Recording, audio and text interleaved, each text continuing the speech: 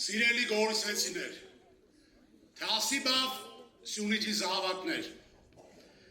այսօր մենք մի քաղաքում ենք, որ դարերով եղել է Սյունիքի ողնաշարը, հետևաբար նաև Հայաստանի ողնաշարը։ Այսօր մարդիկ ստեղ հոգնել են անորոշությունից, հոգնել են ամեն օր լսել վտանգների մասին,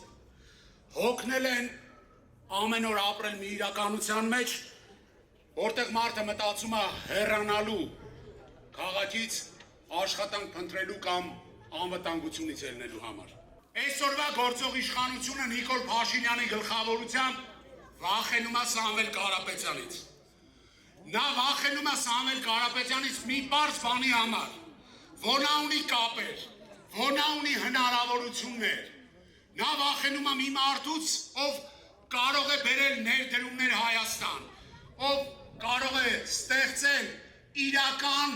աշխատատեղեր։ Վախենում է մի մարդուց, ով իր կյանքում ստեղծել է 100 հազարավոր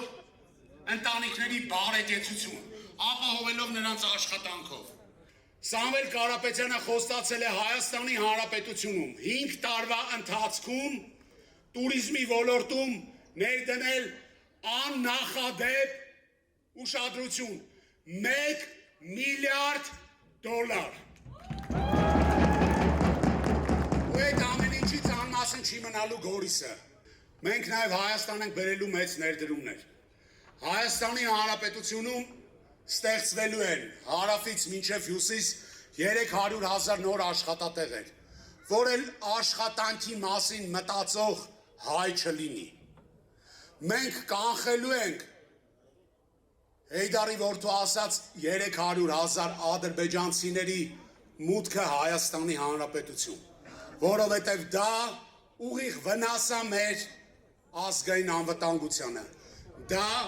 մեր պետականության կործանման սկիզբը կլինի։